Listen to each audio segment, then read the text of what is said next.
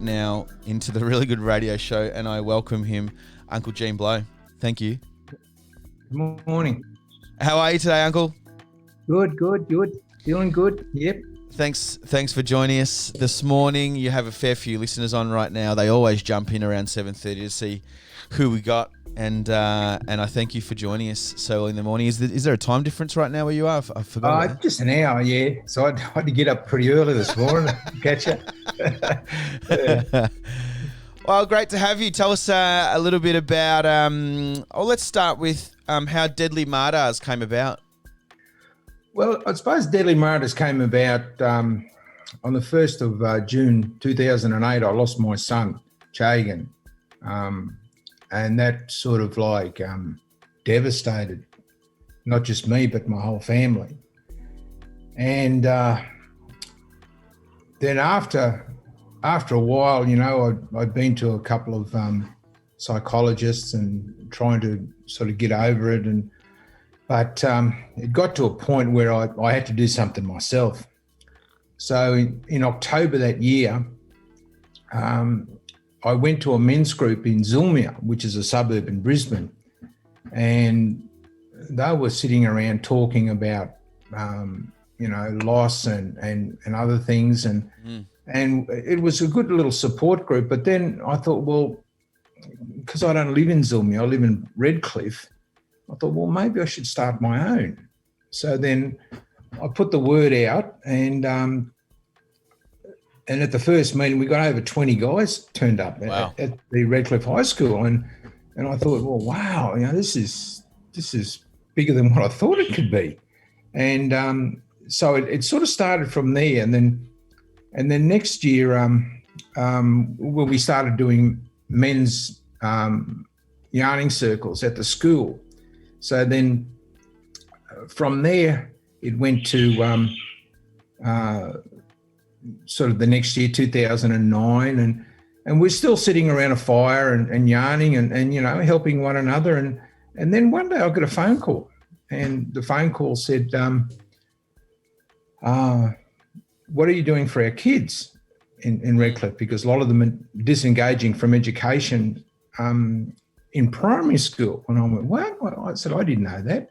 And they said, well, you know, maybe you should start opening your eyes and looking at your own community, because, you guys are sitting around doing stuff for yourselves as a men's group, but you know, there's nothing, you know, the kids are failing. So, and I said, well, what do you suggest? And she said, well, you come from Straddie, don't you? You're a Noonuccal man. You're a culture man. She said, why don't you run some camps for these kids, you know, and start teaching them their culture, because they're starving for culture. And I said, okay. So then I put in for a grant, and gee, lo and behold, I sort of got everything. And right. We got like a four-wheel drive, we got kayaks, we got a trailer, we got sleeping bags, and I'm thinking, well, geez, but I got no money for a camp. So then I put into Queensland Health, and we started this process of getting funding from Queensland Health for our camps, and that's where it all started. So it actually started in 2009 with the camps. We kept the men's group going because that was our foundation, and then we were starting to run like 3 camps, 4 camps a year, 5 camps a year, and then it got to a stage where I had to. We became a little bit too popular, and then I had to give quotas to school because we could only take 16 kids. That was our capacity of delivery. And I used to have, it was 16 kids, 4 leaders from grades 10, 11 and 12. And then we had 5 adults, you know, did the cooking for us and helped me with the mentoring. So every time we went to a different campsite, we started Straddie, but then we started going to other areas. I'd get the local elder to come in to do Welcome to Country for us, give us a talk about country and that sort of thing. So I wanted to teach them protocols properly. And so then it got to a stage where I couldn't give kids more than 1 camp a year. and pardon me, because it got Just from capacity really point of view. popular. Yeah, right. So then we started to develop more into the camps. So then I said, well, we need to do something for the boys. And so we only do boys camps at this stage. And of course, then I got the phone call about what about the girls? So then we started doing girls, and then I got women elders involved to come along to the camp. So we had men and women elders now. We ran a couple of mixed camps, but we found that mixed camps there's a different type of synergy. Because at that time, we're only getting grades 5, 6, and 7. See, grade 7 was still primary school up here at that time. And then we moved into other areas like I got a couple of my mentors to learn about Rock and Water, which is an anti-bullying program, but you use a lot of Tai Chi methods. And that was to empower these kids that were getting suspended and things like that because, they react to the racism that they cop at school and the bullying. So a rock means standing your ground, and that's when you stand your ground and you use the other person's or the attacker's energy to put them on the ground.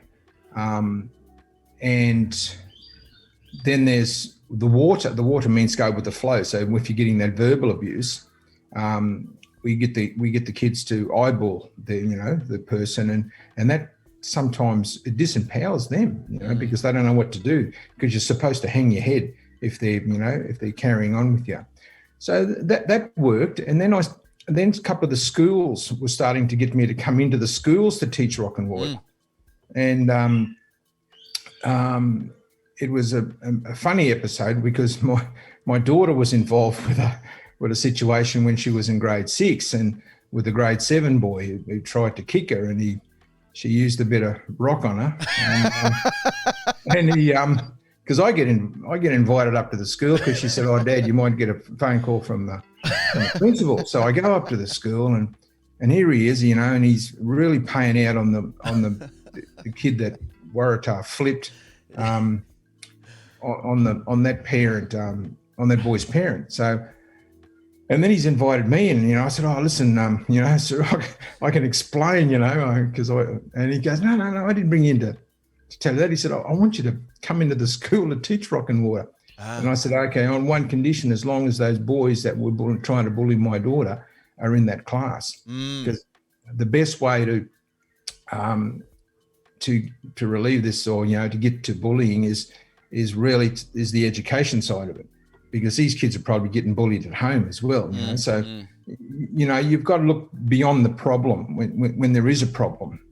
So, and then and like now we teach, we do girls' camps separately to the boys' camps, the culture camps. So we teach the girls as on a Saturday afternoon. It's a culture program, and we invite their mothers, and I teach my grandmother's style of basket weaving, traditional basket weaving. But with the boys, I usually go up a week before and I pick up, like a dozen dig blanks, and I get a couple of elders from Cherbourg to come up. They're good mates of mine, and teach them how to take the bark off, how to sand it down, put the wax on. I teach them how to put the wax on. And then with the diggers left over, if the kid finishes it or wants the dig, he gets to take it home and finish it off. Wow. And so it's that particular workshop goes for 4 hours, and also the basket weaving, because they want to get into a bit of a shape style. So with the basket and with the boys, they need to get the bark off. They need to at least get some sanding part of it, and then chisel the top part. And then I can show them how to put the wax on. So it really is embedding a lot of culture into these kids. And then, of course, we do dance workshops, and some of the leaders I bring are usually in my dance group. So I'm teaching them how to break down the moves of dancing, because now we're getting to a stage where I've got elders inviting me to write songs in language, so their culture doesn't die, and then I bring it to the kids so as I don't have to do the choreograph, they develop the moves to the song. So all I do is write the song, sing the song, tell them the English meaning to it, and then they do the actions to it. They develop the actions. Like I got a Torres Strait Islander guy come in because it's pretty heavy. You can't just say Aboriginal culture up here. It's Aboriginal and Torres Strait Islander all the time. So the guy that I worked with for 12 years, he came in and he's a real cultural man from Bardu. And he taught them the song Monkey and the Turtle. You know that one? Monkey and the Turtle? No, I don't. You want to sing it? Yeah, go on. Okay. There's an action. This is the actions that the kids developed from the song. And so his name's Henry Nona, and he came in and he just did the song with them. So they learnt the song and then they put the actions into it. So we all sort of start like this, like the monkey. Okay. And then if we go like this, that's the turtle. They say turtle. And in there, it's they don't say banana, it's banana. So when you see banana, so it's like this one here now. Yeah. Okay. Monkey and the turtle, them two go, them two find their one banana. Monkey say to turtle, you stop here. I go knock on banana for you, me. Boss man come and shoot to them two. Them two fall down belly up, yay. You sabi dampa, I sabi sop sop. Mata bully fly, fly bully a. Mata bully fly, fly bully a. So there's that message in that song, because we do all these sit-down dances before we do stand-up dances with my dance group. So that particular song is really about, because I always ask the kids, what's the message in the song? And they said, the message is you don't take things that don't belong to you. Because a monkey, he goes and steals the bananas. Yeah. But, poor old turtle, he's the receiver of stolen goods. So he gets shot too. So the word I'm looking for is consequence. There's consequence. Wow. And like I only did grade 3s and grade 5s yesterday at a school where my granddaughter's going to be going to next year at Sacred Hearts in Sandgate. And we did that. And I always ask the kids, what's the message? What's the message? And even when I tell Dreamtime stories, I tell the Dreamtime stories that have got a message in it, because they were the same stories that I got told when I was a kid. And it's funny because the one I know the best is Gulla, the koala that lost his tail. And because that story is about sharing, because it was funny because the way I used to get punished, I don't know if it's a punishment or not, instead of getting the strap or anything like that, when I wasn't sharing things with my sister, my grandmother used to sit me down and tell me that story. And, oh, man, I don't know how many times I got that story told. What? Can you share the story? Well, the story is about... How long does the story go for? I should ask first. Oh, no, it's a quick story. Okay. It's only small. It's called the koala, and he's got this long tail, and it's at a time when drought, and he meets with all the other animals every morning, but they're sort of licking the grass to get the dew, and they're always tired, and they look at Gulla, and he's full of energy. So he used to use his tail like a possum, like a ring-tailed possum, and he'd swing from tree to tree. So one day they followed him, and he came to a big tree with a big fork in it, and then he hung upside down, and he made sure no one was looking, but they were all watching him under the undergrowth, and then he started, because he had his own private supply of water. And he drank his water, and then all the other possums got really angry. So the bilby picks up a fire stick, and he sets fire to the tree, and the fire rushes up the tree, and then so Gulla, he's got to get out real quick. So he jumps to the other tree and to save himself, but he leaves his tail behind. Mm-hmm. So today, if you ever look at Gulla, he's around his little stumpy tail, he's got red fur. And that's to show you that's where he got burnt. Wow. And he's learned to live now without his tail, but he's also learned to live without water. because now he only gets his moisture from the gum leaves. So that's sort of his punishment. And that's a sharing story. So if you're not sharing things, you get told that story. And I get told that story a lot. These sorts of things, yeah. That's beautiful. I feel like you just read me a kid's story before, and you made me just think of kids and consequences. It's beautiful. In particular, you talked a bit about before about the men when they come into the group. I'm interested in knowing how much time do you spend on finding out their backstory before they come to the camp or come away from meeting. Is it important to spend time in that space, or do you have more of a time frame where you need to?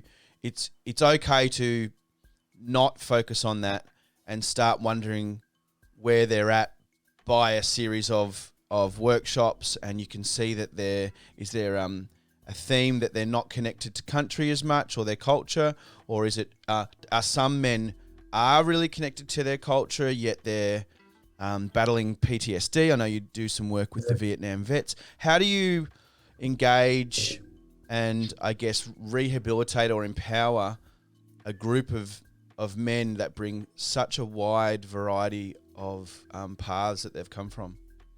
Well, at the Yarning Circle, we only stopped it this year because of COVID. We're kicking it back up in February next year. The Yarning Circle brings along a lot of different people, a lot of different men. We get men that are just getting out of jail, and they want to reconnect with country. We get men returning from Afghanistan. And that's when I bring the Vietnam vets in to talk about their struggle with PTS. So because they talk about only how to manage it. There's no resolution. It's only about managing, like how we manage grief. It's just sort of the same type of thing, And the best way to do it is to open up to talk. Sometimes they'll come to the meeting and they may not speak for 3 or 4 meetings. They might just sit and listen. But that's their way of being involved, and because they're listening to others and they're listening to their stories. And I said, does anybody else want to have a yarn? So we have a yarning stick, and that's pretty powerful because the way we open the meeting, we open with acknowledgement of country, and everyone's got to do that. And then they say, I'm in, and they talk about their last week, only their last week, what they've done. And then they're in. So we have an in. And then I'll open it up. I might pick a theme, it might be a theme of about, I might say, let's do stories tonight. Stories, Dreamtime stories. Or if you want to do other stories, or I might say, let's do songs. Let's do some songs. If you know any cultural songs, let's do that tonight. So the theme is always around something about culture. I always try and bring it back to culture. But that's more of a catalyst for them to open up. That's just like opening the door that if they want to speak about other things. And some come in very quickly. And I've got guys that are running other men's programs that come to my yarning circle. So it's good because it's getting out into industry as well, because of culture is a very important catalyst to for men to find themselves again in relation to their own mental health. And because I had mental health in my family, my uncle he had mental health, and my sister and I we grew up knowing that, and all our neighbours around us were able to recognise that, and they'd always come up and they talked to Uncle Henry, and he may not answer them back, he might just nod his head, but he picked up mental health fairly early in his life, in his early 20s, and it sort of carried through, and he ended up in his last days he spent at Wacol, which is like the Royal Park of Brisbane. And so growing up with it, I had a better understanding of mental health, and because Uncle Henry was always there. He was there when I came home from school, and he was there at meals times and things like that, and on weekends, and I remember I used to go out fishing a lot when I was a kid, and I'd say to him, "Unc, you want a particular fish today? You like flathead?" And he goes, "Yeah, I love flathead." And I said, "All right, I'll bring home a flathead for you." Just little things like that, to give them a better quality of life, and that's what I'm doing now. I'm trying to give the men a better quality of life, but I'm using culture as the catalyst in all the things that I do. And they always get invited to our dance meets and things like that, and sometimes I just get in and I'll sing a song for them in culture, in language, and they appreciate it. I know they appreciate it, and because it's listening to something that is culture, and it shows that I don't have a mortgage on culture, that I'm sharing it. I'm sharing it with all of them, and to making sure that that they understand why I'm doing this, and I suppose lately, even with my own physical body, I 2 weeks ago I had a heart attack, and I had to have a couple of stents put in, and because of that, my journey is starting again as well. So I've got to really look after myself, because I think I've got a lot more work to do. I still got a lot of basketball carnivals to go to in Victoria, and we've actually got a donor. My ex-manager, he donated another 2 sets of uniforms for Chaig's Warriors and Chaig's Angels. Right. I think I sent you a copy of it. Yeah, you have. Yes. They look great. Yeah. So it's and that tells a story. That tells that particular top tells the story, and I got it from family and others. And Chaig is represented by his totem, by the eagle. My ringtail possum totem is on there, and his mother's totem's on there, the dingo. So these are all important aspects of, if you're going to play for Chaig's Warriors or Chaig's Angels, you need to understand the story of Chaiga, because he was like a Pied Piper. Like in the Indigenous rounds, he'd fill a bus full of Koori kids, and they just go to the football, and he'd be like the Pied Piper in the middle of it all. And not only that, the elders loved him, because he's always, and the reason why, because he used to do the little things. As soon as he'd walk into work at Dandenong Co-op, he'd say, "Arnie, you want a cup of tea?" Just little things, and that's why they loved him so much. He had about 20 mothers. He had a couple of fathers, but I tell you what, he was very well loved by the kids and by elders all alike. And my uncle Reg, I don't know if you ever met Uncle Reg Blow, but he was quite an icon down in Victoria, and even when he left us because he passed away at 12 o'clock on the 12th day of the 12th month of the 12th year. So that's why we always remember him as 12-12-12-12, because that was his passing time. And so he even left us with that. So 12 now is becoming a very important number in our lives. Uncle Gene, what in particular, what do you think is the value? And I don't hear outside of Indigenous world a yarning circle. It's common to law and culture and practice. What is it about it that if someone's listening out there that's non-Indigenous and always hears about a yarning circle, what's the premise of a yarning circle, and why do you use it in particular with these men's health programs? Well, yarning circle is, I suppose it's a powerful medium, and the most powerful part of a yarning circle is the yarning staff that you hold. And Actually, I've got one behind me here. Is it like a lettuce stick? Like, is it similar to? Yeah, I'll show you one. I've got one here. Go for it. Go for it. Go for it. If you just joined in, you are listening to Deadlee Maardars founder, Uncle Gene Blow, who runs men's programs connecting fellas to culture. That is beautiful. So it's got different symbols on it, but I put mine on the possum. That's the possum symbol. Yes. So when you hold the yarning stick here like this, move a little bit to your right. Yeah. If you move your seat to the right a little bit, we can probably get you in the middle. To the right, the other way, Unc. To the right, yeah. Sorry. Yeah, show us the stick there. Yeah, right. Okay. Yes. Yeah. So I'll just leave it here. So by holding the yarning stick, and it creates power for that person. It's very good with kids, because when we do it with kids in the yarning circle process, because a lot of them don't get listened to at school.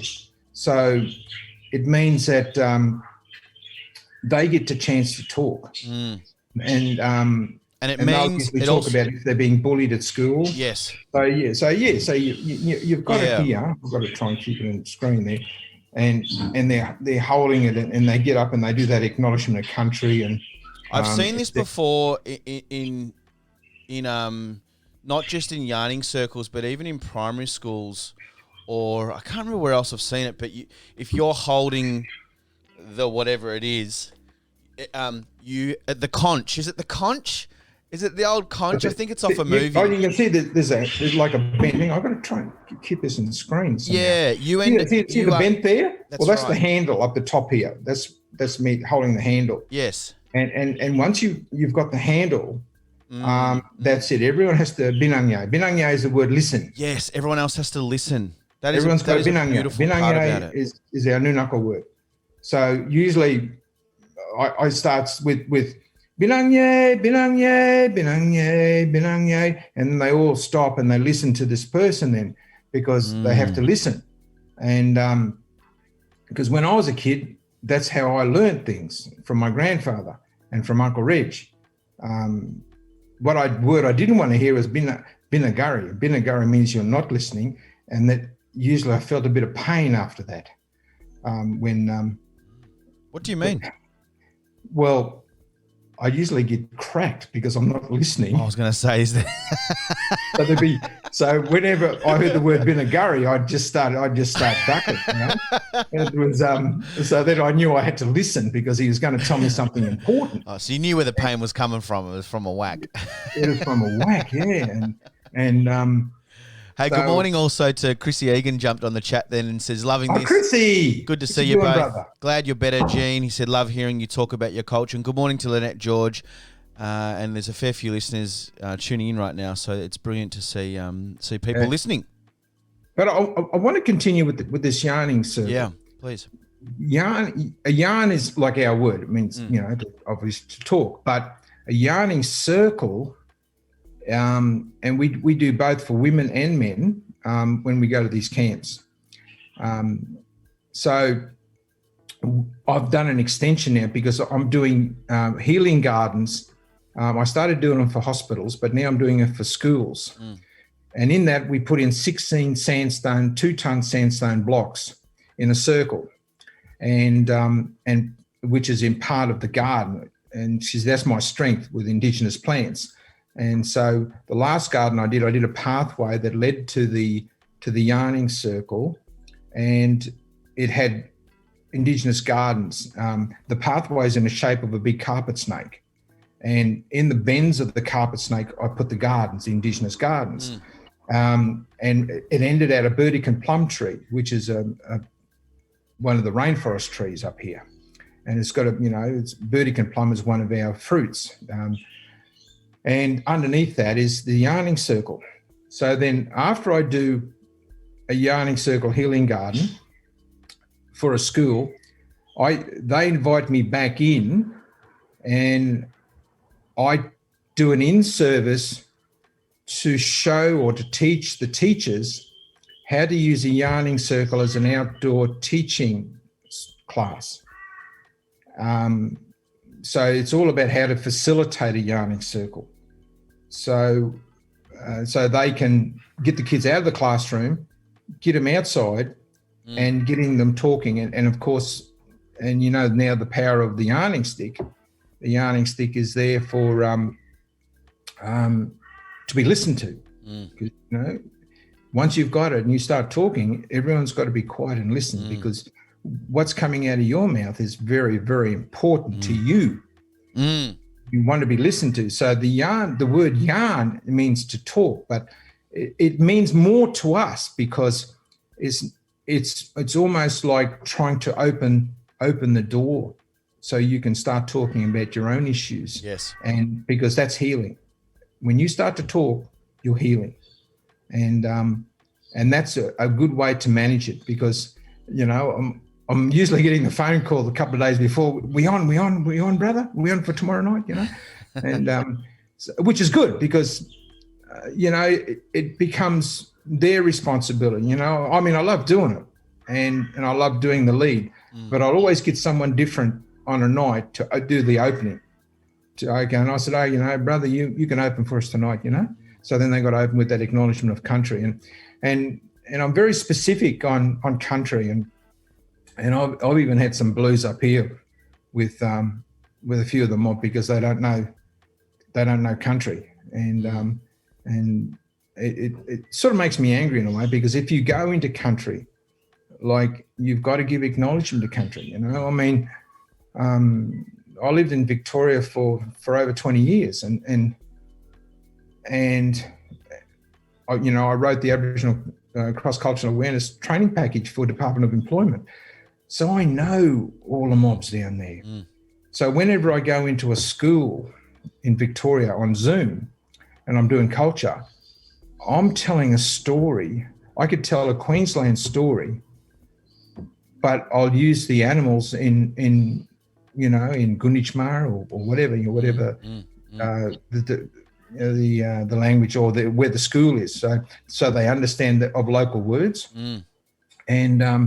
and also too, I'll bring up the mob down there, and I'll say, hey, listen, because I did Sacred Hearts at Geelong. I did 700 students in 25 classrooms on Zoom, and but I would ring up their mob, that Watherong, and just let them know that I'm just going into school, to talk about some culture stuff, and that's a respect thing, because respect of where you're going to be, even though it's virtual, I'm still giving respect to that country.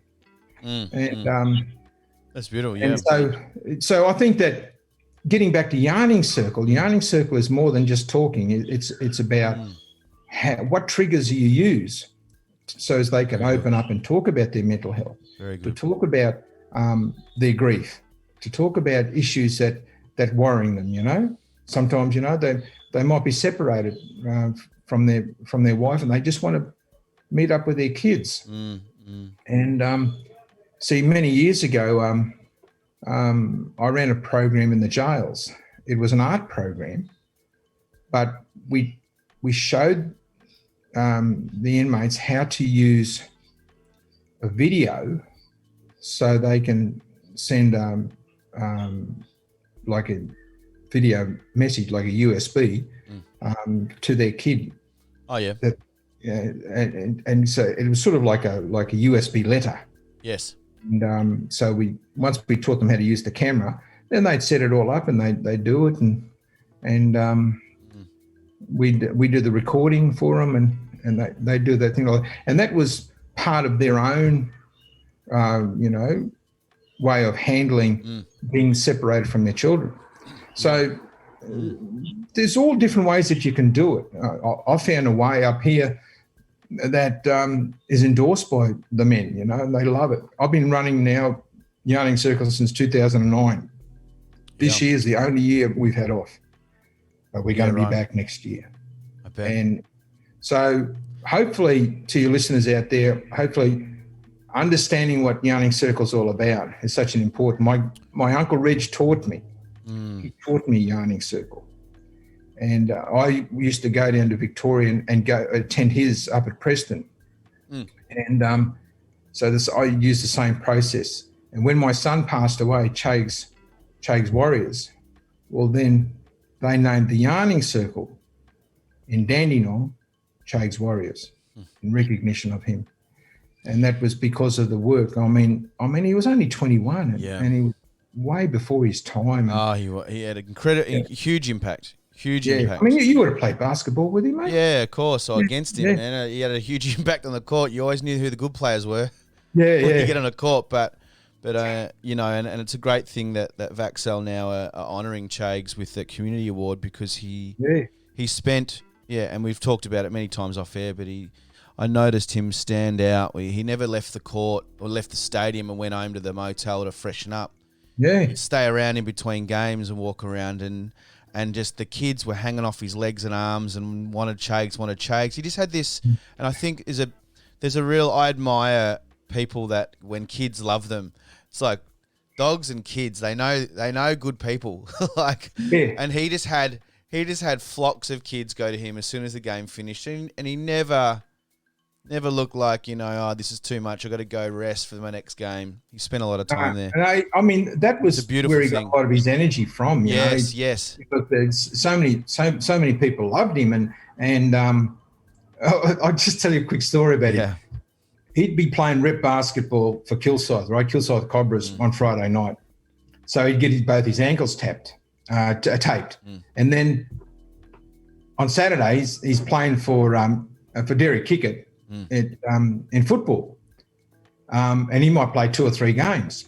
And then Sunday, he's playing basketball again down at Kilsyth for training first, and then basketball of an afternoon with the domestic team. And I remember him coming home Sunday night, and he's still got the same tape on from Friday night. And I'd say, son, what are you doing? He said, what's the use taking it off for, Dad? They only got to retape me. Makes sense. And those tapes rip your hairs out. It's not easy. Yeah. Well, he never had any hairs on his leg, but geez, I tell you what, it was funny seeing the same tape he put on Friday night on Sunday night. To be embedded in his skin. Uncle, we've got to wrap things up and keep moving on with today's show. Once again, always these chats always seem like they could go on for another half an hour at least. But I mean, we didn't talk about much about your medicinal stuff. You've got an incredible depth of knowledge in that area. But I've really learned a lot. It's nice, that yarning circle. The power of the staff. The staff, but it initiates people to be quiet. So often, and I'm responsible for this too. So often, I talk too early when I haven't let someone finish talking, and sometimes I wish that stick was there, because then there's a bit of a slow process and protection to that person. It's like, hang on, you haven't got the stick.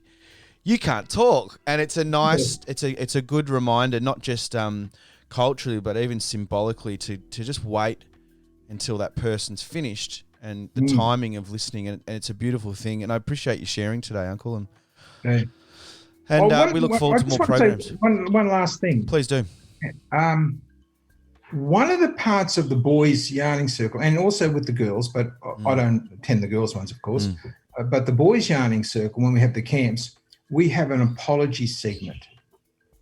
And what happens is they request the stick off me, and then they'll pick out someone in the circle, and they'll say, I need to apologise to someone here. And then they have to face one another, and he's got to say to him, give his apology, and he said, I'd like to apologise for calling you that terrible name today. And then I say to the other kid, I say, do you accept his apology? And he says, yes, I accept your apology. But then I go back and I talk to the kid later on, one who's given the apology, and I said, how did it make you feel when you asked for an apology? And he said, oh, Uncle, he said, I had all these butterflies in my stomach, and then when I apologised and he accepted that, they went. Yes. And I said, so, but how does it make you feel? And he said, it makes me feel good. And he said, we're good buddies now, and because, there's always that, that pecking order when you first come into camp, and kids are sort of, because they're from about 6 or 7 different schools, so they're all trying to feel their Nothing way. wrong with me. I'm not as bad as you. You're worse than me. All that sort of stuff. So they're trying to, make their spot, and usually a bit of language comes out, of course, and someone's going to get offended, because I believe, this is my honest belief, that you need to be taught how to apologise. Because I reckon our jails are full of men who don't apologise because of pride. And sometimes, when your heels are stuck in the ground, you can't move forward. And if you're prepared to apologise, then you'll feel a sense of goodwill, good feeling within you. And because I know that when me and my wife have a bit of a tiff sometimes, and I come forward and I apologise, but then as soon as I do it, then she'll apologise, so it becomes this two-way street, because we've recognised that we've upset the other person at some stage. But I still believe that's a skill. Oh, I agree. And it's a skill to moving on. Yep. And I think if you can't move on, that makes it very hard in life. So on that note, I'd probably I can probably finish now. No, thanks so much, Uncle Gene. And if you are just tuned in or caught the end of this whole interview will be up on the website later today or tomorrow, so you can catch the whole thing. Thank you for joining us, Gene. And I look forward to, if you head to Deadlee Maardars, I'll put a link up in the chat. As soon as I get a second, I'll play a song. I'm going to play us, and thanks for sharing song too. That was beautiful. I'm going to play Christine Arnoux, Monkey and the Turtle. How does that sound?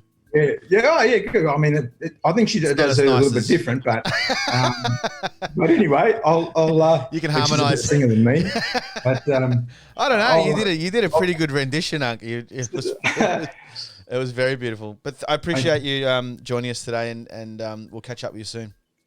Thanks, Troy. Thanks for inviting me.